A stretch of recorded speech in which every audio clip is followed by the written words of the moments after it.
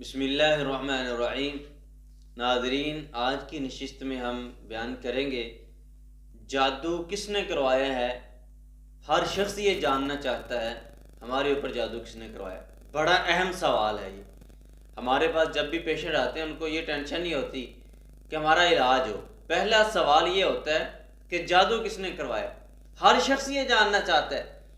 अक्सर मुआलिजीन नहीं बताते, कुछ बता भी देते हैं। हम भी पहले बताते थे कि फ़लाँ बंदे ने जादू करवाया, लेकिन अब जब हमने ये देखा है कि ये फितना है तो अल्लाह सुब्हानहू व तआला कुरान मजीद में इरशाद फरमाते हैं कि फितना जो है, फसाद जो है, ये कत्ल से भी बड़ा गुनाह है। तो इसलिए अब हमने बताना छोड़ दिया है।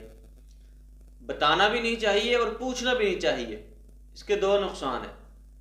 पहली बात यह कि अगर आप किसी मुआलिज के पास जाते हैं, वो आपको सिर्फ इतनी बात कह देता है कि आपके अपनों में से किसी ने जादू करवाया। अब अपनों में से जहन में सबसे पहले वो आएगा जिसके साथ इख्तलाफ है।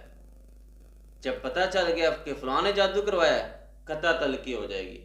नबी मुकर्रम सल्लल्लाहु अलैहि वसल्लम ने फरमाया कि कता तलकी करने वाला जन्नत में दाखिल नहीं होगा। आपने फरमाया कि अल्लाह सुब्हानहू व तआला के यहाँ पीर और जुमेरात को बंदों के नामा अमाल पेश किए जाते हैं, और जो मुसलमान आपस में 3 दिन से ज़्यादा नाराज़ रहते हैं, अल्लाह सुब्हानहू व तआला उनको माफ़ नहीं करते, इसके अलावा सबको माफ़ कर देते हैं। इसलिए मुआलिजीन ये नहीं बताते कि जादू किसने करवाया।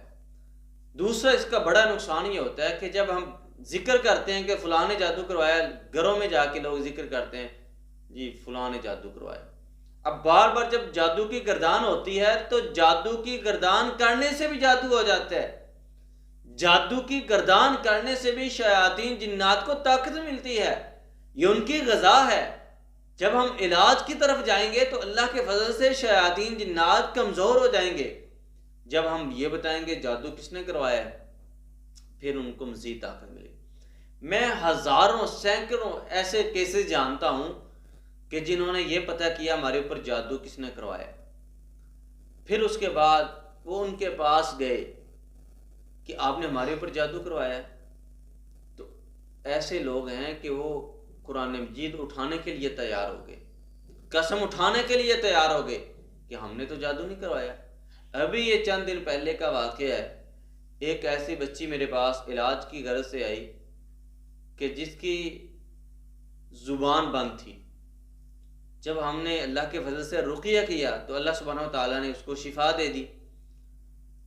अब वो उनको पता चला कि फ़लाँ ने हमारे ऊपर जादू करवाया। उनके पास चले गए कि आप हमारे ऊपर जादू करवाना बंद कर दें। तो आज ही मुझे उन्होंने अपनी वीडियोस भेजी। इतना शिद्दत का जादू का अटैक हुआ है कि बच्ची ने कहा कि मैंने स्कूल जाना है। स्कूल जाने के लिए अपने बैग को निकाला है तो बैग के अंदर से जितनी किताबें थी सारी फटी हुई थी, और जादू करवाने का मकसद यही था कि ये बच्ची पढ़ ना सके। पहले उसकी आंखें बंद की गई, अल्लाह सुब्हानहू व तआला ने उसको शिफा दी।